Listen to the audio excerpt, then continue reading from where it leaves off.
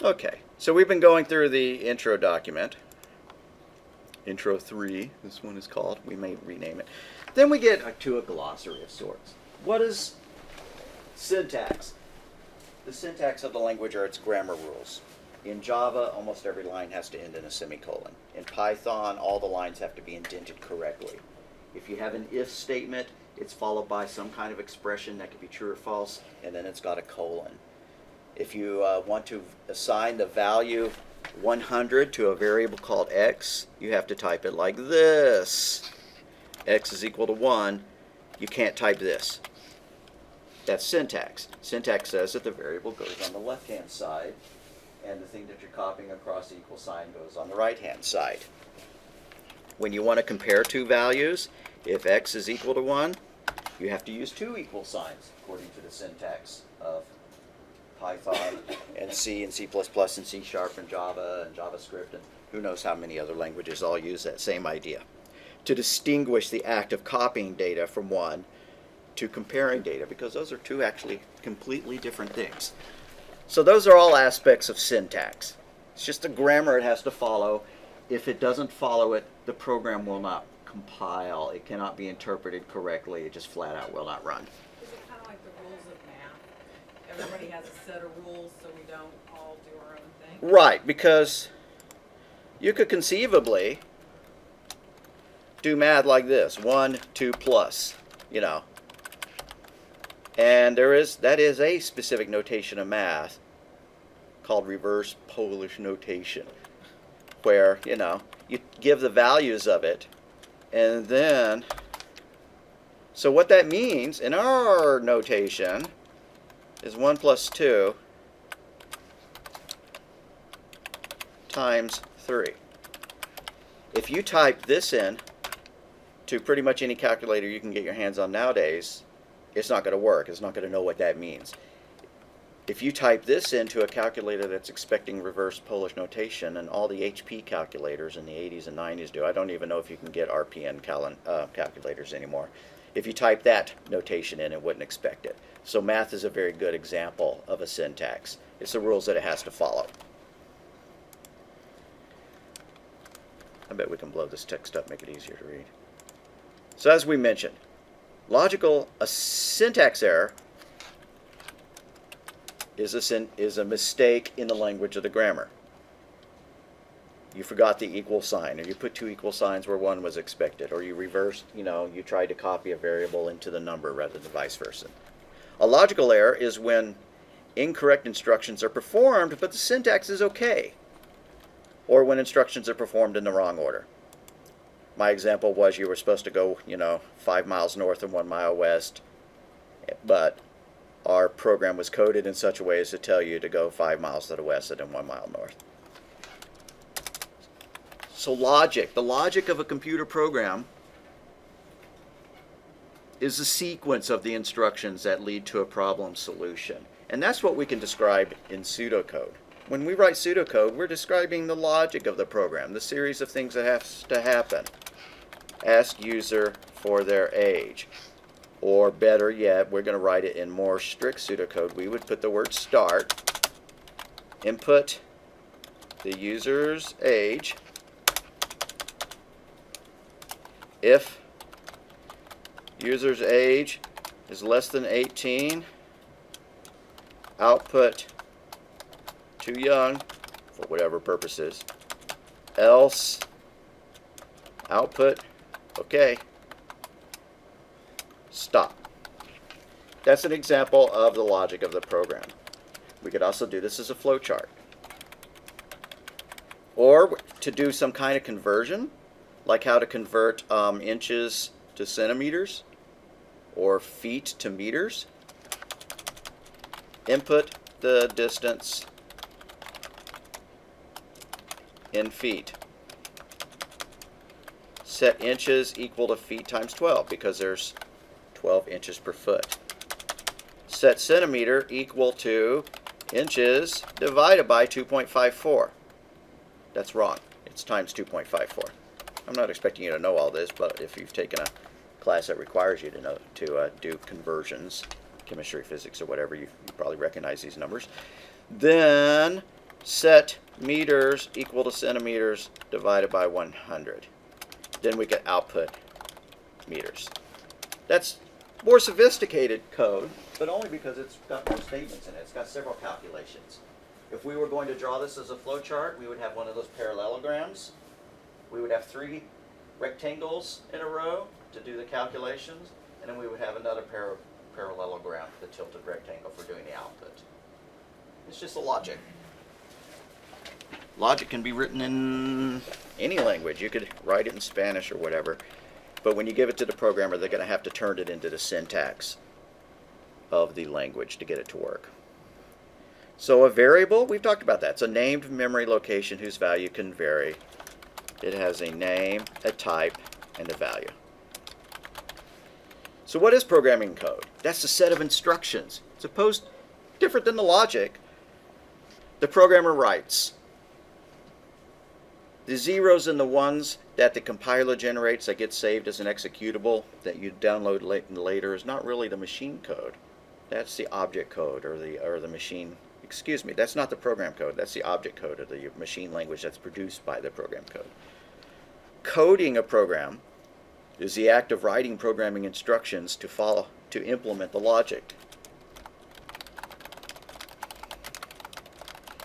Coding is a fancy word. We're not sitting down here and, figuring out that an A is really supposed to be a B and a B is really supposed to be a C, and trying to disguise it, like we think of codes. But it's turning logic into instructions. So scripting languages, we could also call them interpreted languages.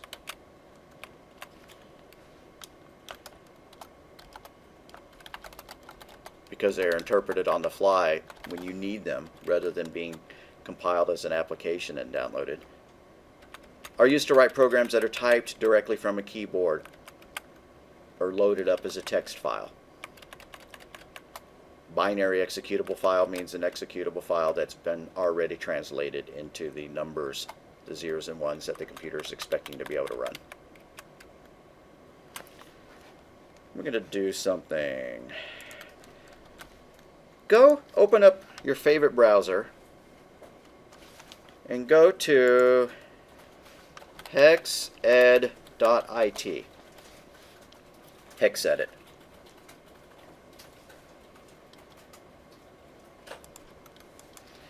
Hexed.it. Once this loads up, go to Open File and download one of the scripts you've already written. One of the PY files. I'm going to dock my scripting folder over here under Favorites so I can get to it easily. Alrighty. Here's one called Age. That's that one that checks to see if you're 18 or not. So what you see, and I really can't zoom in too much on this. It doesn't accept zoom commands for some reason. That's why I told you to do it in front of you. Is you see the text, but you also see the numbers. These are the numbers that are written out to the disk drive when you save that text. Those are ASCII values. Go into your address bar, not in the search box, and type hexed, .it.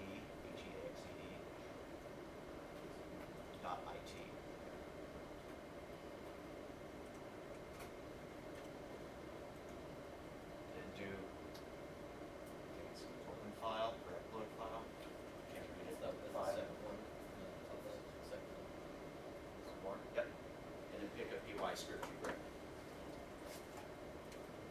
Got it open in here for something else. Follow along. Yeah. Okay.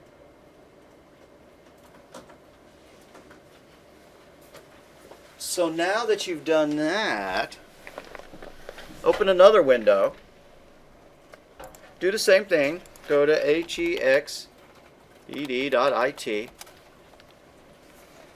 But this time when you do open file, go somewhere different.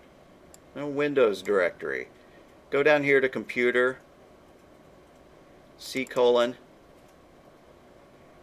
Program Files, Just find one. Java. Oh, good grief, I'm having to go a long way to look for one.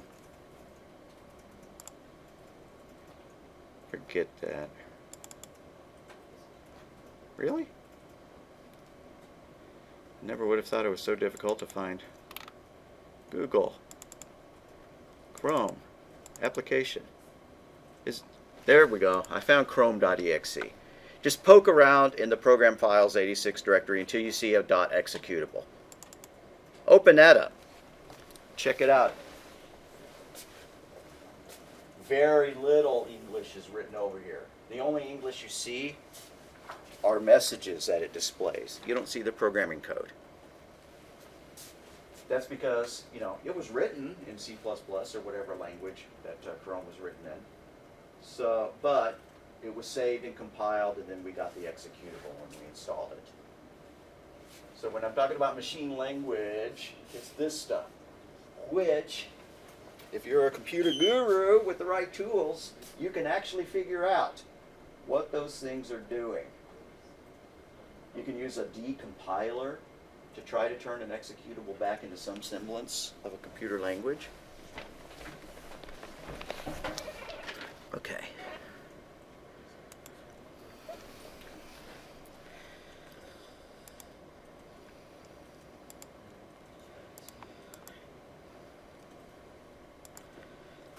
So the binary executable files are the .exe files, filled with numbers rather than English-like text. Source code are the statements the programmer writes. When you enter a program into Python, into idle, you're writing source code. If you write a C++ program, you're writing source code. So whenever I use the word source or source code, that's what I mean. It's the program you've written. Computer memory, that's the internal storage within a computer. There's really two kinds of memory. We can call one RAM, which stands for random access memory. And then there's ROM, which is read-only memory. Okay, we're kind of going off the rails here. There's volatile memory, which is memory that gets reset every time the power gets lost. And so the memory in your phone, the RAM in your phone, as soon as you reboot your phone, all the memory is erased. That doesn't mean your entire phone is erased, because it also has non-volatile memory. Just like these machines have disk drives, hard drives. That's non-volatile memory. So the contents are retained when the power is lost. Okay, how much more of this do we have? Pseudocode is when you write an English-like representation of the logical steps. What is a flowchart? It's a pictorial representation of the logical steps. When you're doing a flowchart, an input symbol is a parallelogram, and it indicates an input operation, letting the user type in something. An output symbol is also a parallelogram. It represents outputting something, displaying something back to the user. And a processing symbol is a rectangle. And what's processing? Processing is like when we were doubling that number. Y is equal to x times 2. Or when we were running that one number through a conversion, x is equal to float x. That's all processing. The flow lines connect the shapes. The terminal symbol is the oval. It marks the beginning and the end. And a loop is a repetition of a series of steps. Alright, looking at text is boring. Let's draw flowcharts. I need to go get the link. If you refresh the news, if you go back to course home now for a class, ignore the scene that says in class 4. We're doing it before in class 4. It's in class 3 actually. And other flowcharts in the future, we need to register for an educational lucidchart.com account. So what you do is you follow this link. Don't just go to lucidchart.com, but follow this link specifically so that you can associate it with our school account. Just click on that, make a new account, and when you type in your name, please add these letters and numbers, CIT1113B. calling it a B class because you meet on Tuesdays and Thursdays. That's not because y'all are going to make B's, you're going to make A's. Let's go here. You need to create a new Lucidchart account, so go over here on this side. Give yourself a name, Luke Skywalker. Give yourself an email address, lukeskywalker@rebels.com. Put a real email address, of course. But also with your name, put CIT1113B. And I think we're honored to have a Jedi amongst us. Then we click sign up. And just try to remember your email and your password. I would just make it your school email and your school password, honestly. If you need me to, I can reset your password, but I can't get the old one.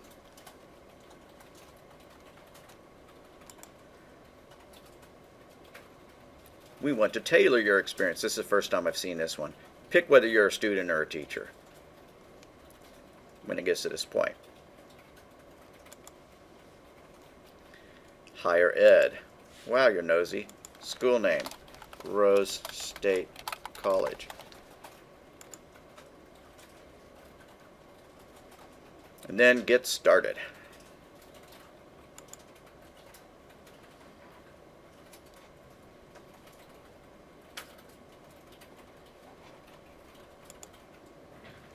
I chose cancel from that because I want you to see the screen that normally comes up. In fact, I'm going to close Lucidchart at this point and I'm going to log back in. Well, I will already be logged in because it hasn't been very long. The cookies are still there. You see documents. So we now don't go back to Lucidchart via that link anymore, because no longer are you trying to create a new account. From now on, when you want to go to Lucidchart, just type in lucidchart.com.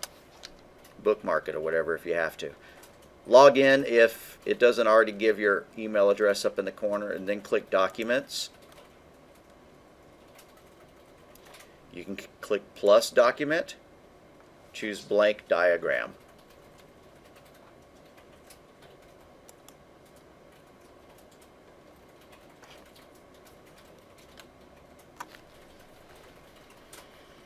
Alrighty, it's walking us through a little tutorial. Getting started. Drag and drop shapes to get started. Draw lines by clicking the edge of one shape and pulling it. When you do that, it will offer a series of shapes that you could pick as the new shape. That kind of saves you a little bit of time.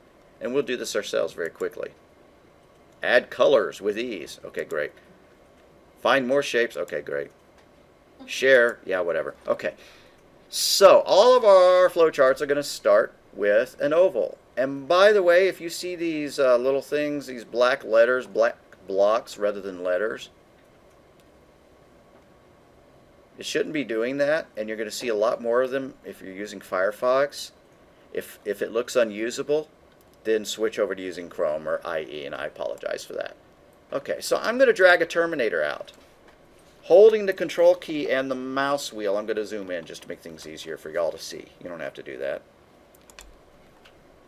You can click on that text and type start. Now I'm going to write the world's shortest program. I'm going to click on the bottom and I'm going to drag an arrow and I'm going to choose another oval and it's going to say stop. Okay, obviously that's not going to earn me $1 million. We're going to write this one. Input the distance in feet. Set inches equal to feet times 12. Set centimeter. Okay, I'm going to simplify this a little bit. I'm just going to say input feet. Too many words spoil the broth. Okay. Let's see if I can tuck this to the side. At least enough to give myself a clue as to what I'm doing. And shrink this one so I can kind of see that. Then it kind of gets to be a problem. But that's why I wish we had two monitors. Did I restart the... Did not. Does it go Yes, off I did. every time or something? You're recording? Is that what you were asking? Right. I paused it while I was wandering around. Right, okay. So I'm going to delete this stop. We have the start though. The first step is input. Which shape do you use for input? Yep, parallelogram, tilted rectangle. So that's 3 down on the flowcharting tools. Just drag it over there. Just put it underneath it, and you can always hook the lines up later. Input feet. Now, honestly, I think that we ought to put the step in front of it, which is give them a message.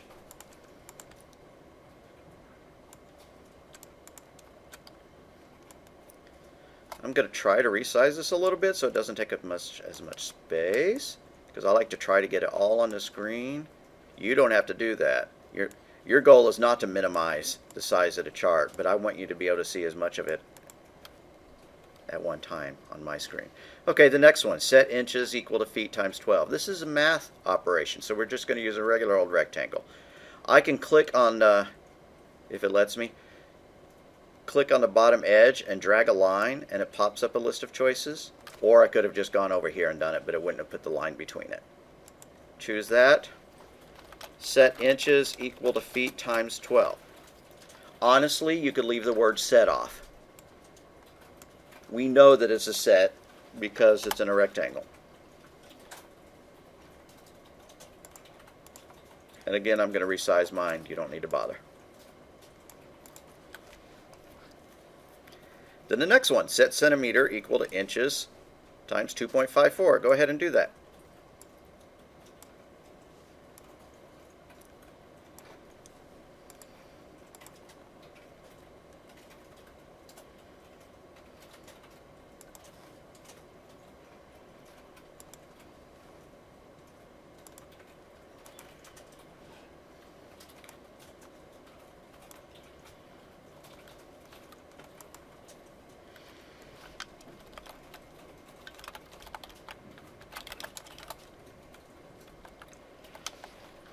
And I said we don't have to type set, and I did it anyway, so I'm going to delete it.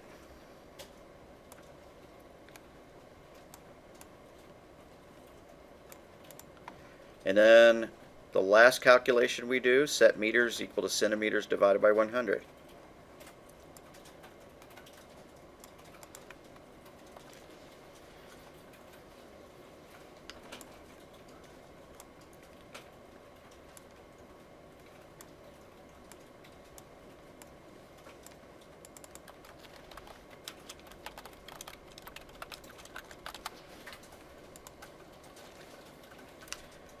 This time I don't have a line between the two, so I'm just going to click on the edge of one and hopefully get it to the point where it's drawing a line. There we go.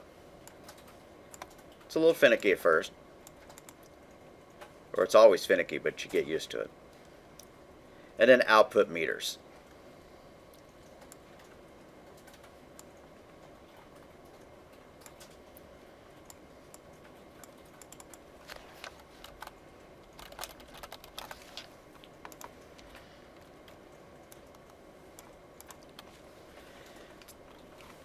Then I've lost my my stop oval, so I'm going to draw another one.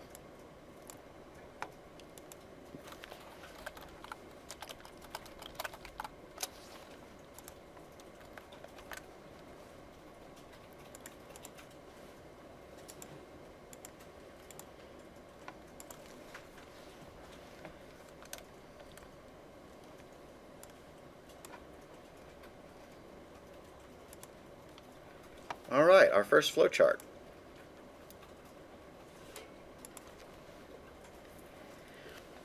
I'm not super happy with the flowchart because I wish we told the user what to type. This does have a one-to-one correspondence with our pseudocode. But if you start with pseudocode, you're allowed to make the flowchart more complicated. So I'm tempted to add a couple more output statements, at least one. Before the input feet, I would like to output a message telling them what they're supposed to type.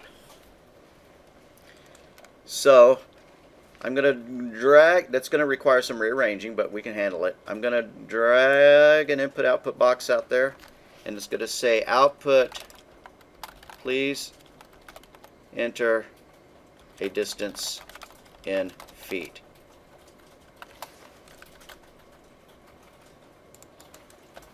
Now that looks pretty lousy. The box is not sized correctly and all that.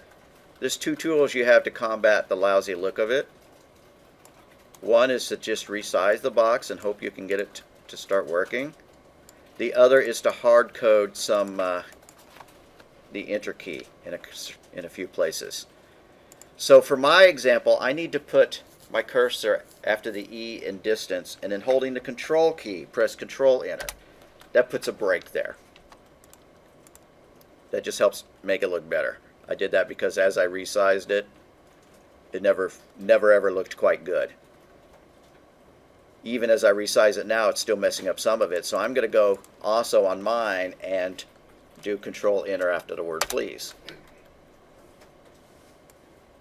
Alright, so really though, I want this between start and input feet. So I need to drag that start up. I need to bring this over. And that's not too bad. It'd be better if I drew two arrows there. I'm not going to yell at you if you drag something on top of a line. In fact, I will do that occasionally to save time.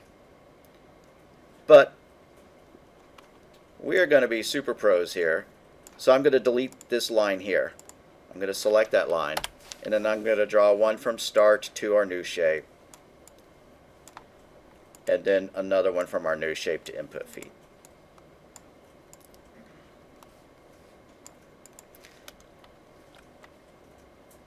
Now I'm pretty sure that when we actually wrote a program in Python, we did an input statement in a single thing where we didn't have to put a print on top of it. Is that true? Which did we do? Did we do this? Did we do x is equal to input what is x? Or did we do print what is x and then do x is equal to input like that?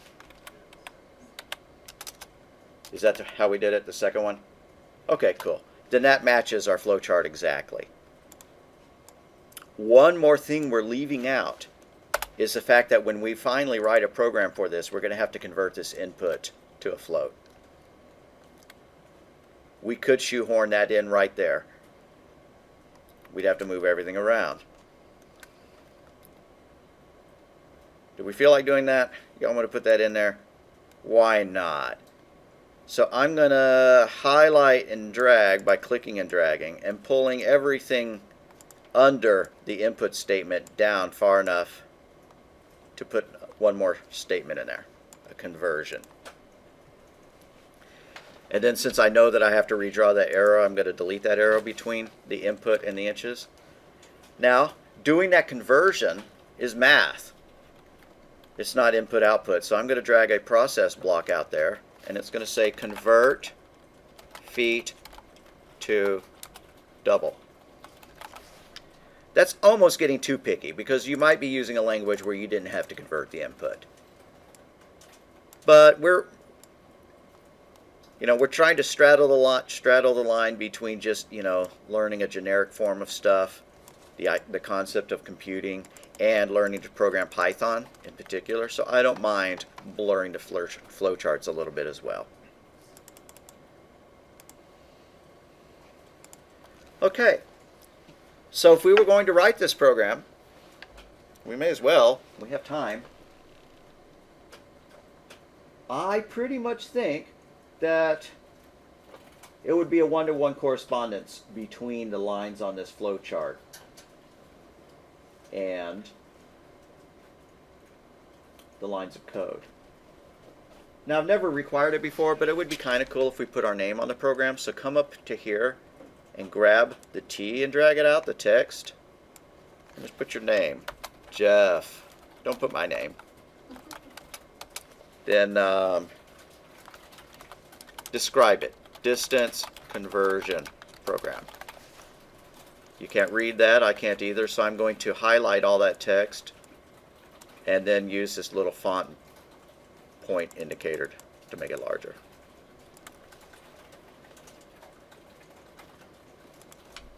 Good enough. Now we want to save it in a format that you can put in the Dropbox. In which case you do File. Well, firstly, we could just save it, but that doesn't, and give it a name. But that doesn't download it in a way that we can put it on the Dropbox. So if we do save or save as, it doesn't actually put it on the hard drive so we can upload it. But I'm going to give it a name anyway. So all I did is save, and since we'd never named it before, I'm going to call this distance converter, or feet to centimeters. No, feet to meters. That's what it is.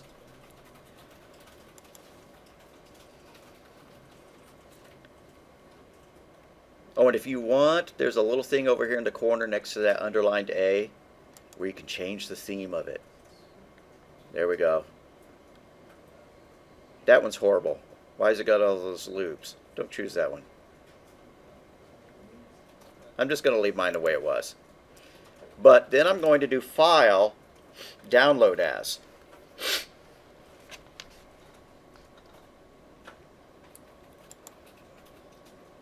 PDF is a good choice. If you wanted to email somebody an image that they could open up with Paint or something like that, rather than a PDF, you could choose JPEG or PNG. But PDF is good, so I'm going to choose Download. It would have been real nice if it let us type in a name, but at least it named it after the document, or at least mine did. So somewhere on my computer is a document called feet2meters.pdf. That's what I'm going to want to upload. So I'm going to go back to D2L, find the Dropbox for today.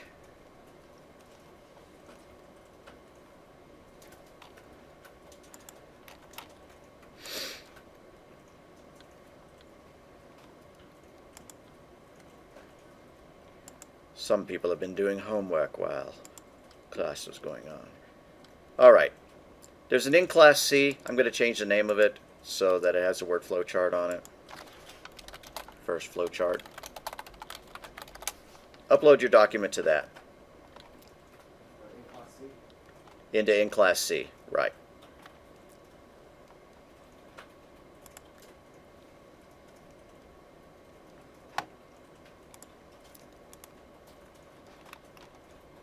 So, Dropbox.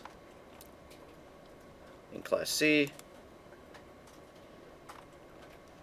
add file, upload. Wherever it downloaded it, I have a downloads directory. I'm going to hope it's there. Yep.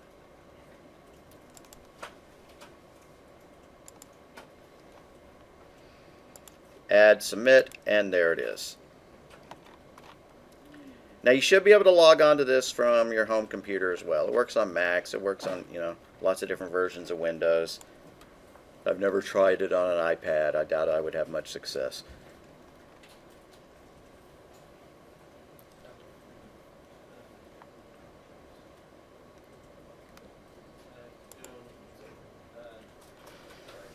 So launch idle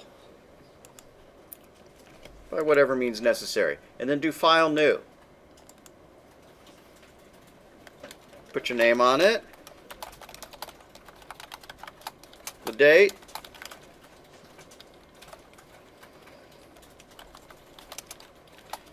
distance conversion program. What was the top box besides the start statement in our flowchart? Yeah, so let's put a print message. Print, please enter a distance in feet. Feet is equal to input. Then we have all those conversions. Those conversions could be done in one line. We could shorten them, but inches is equal to feet times 12.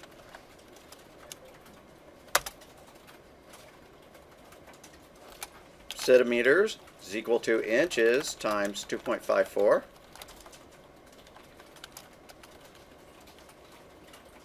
Meters is equal to centimeters divided by 100. I left off a state. I've already left off a step. What did I forget? You convert to feet. Yeah, I need to convert feet. So feet is equal to float feet. Make sure you add that one, because I forgot it.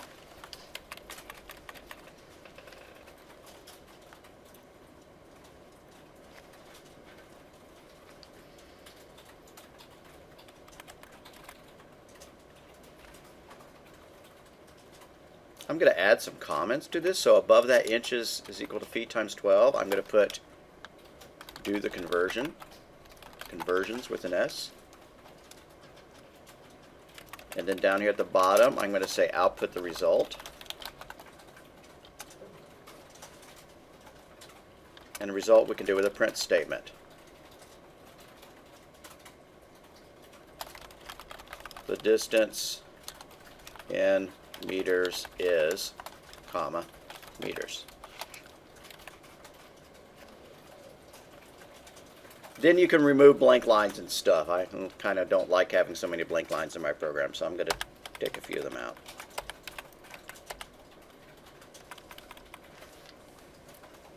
Then do a save as.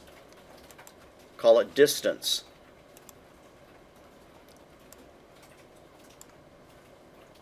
Put it in your scripting directory.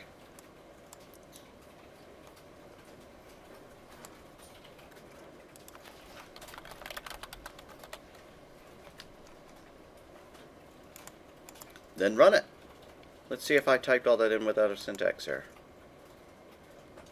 Maybe. Enter a distance in feet. I'm going to pretend I'm 6 feet tall. That's 1.8 meters. That sounds right.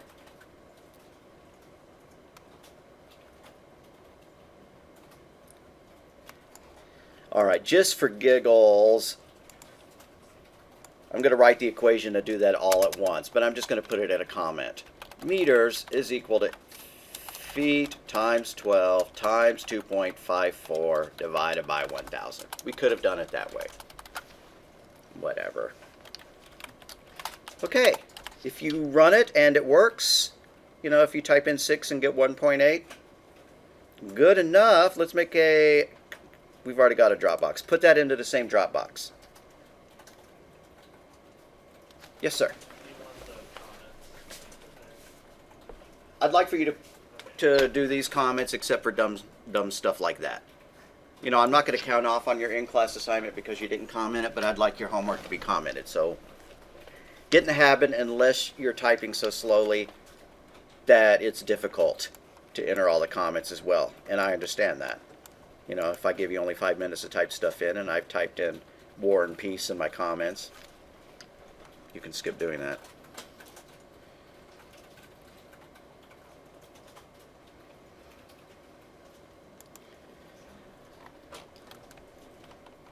Okay.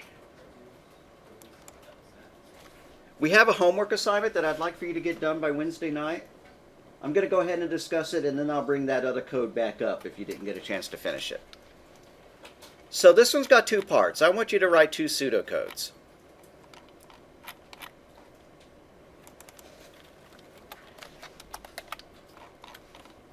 The first one, kilogram to pounds.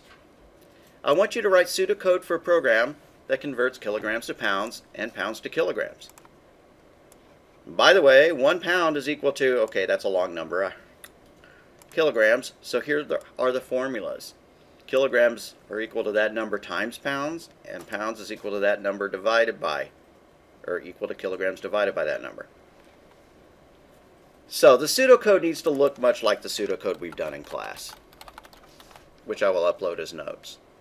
I'd like for you to give it a file name resembling this, the first part being the program, KGLBS, the second word being pseudocode, and then followed by your initials.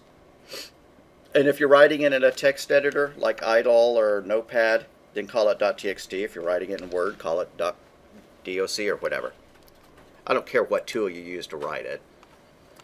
Then there's the second one, very similar, except we're converting Celsius to Fahrenheit. And I left off the description of how it's supposed to look when it runs, which is very useful. So, how it should run.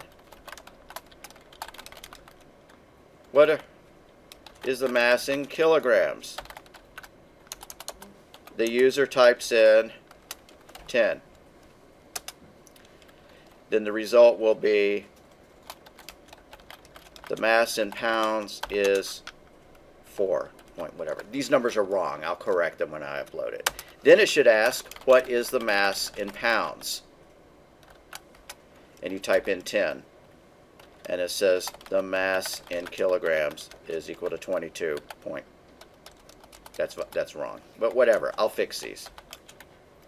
3. The next one is to do the same thing with Celsius and Fahrenheit. The formulas for doing that is down here. Formulas are, not is. Same kind of thing. You can put all the pseudocode in one document if you want, rather than uploading 2 documents, as long as it's got both sets of pseudocode. So you put a start, some code, stop, and then another start, some code, stop. Why don't I tack on, after you're done, before I upload this, the sample pseudocode that we have over here, just so that you don't have to refer to it. Alright. There'll be a Dropbox for that. It'll be due Wednesday. There it is, homework 1, conversions.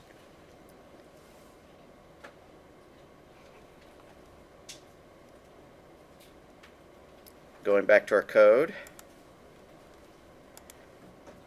There's our code.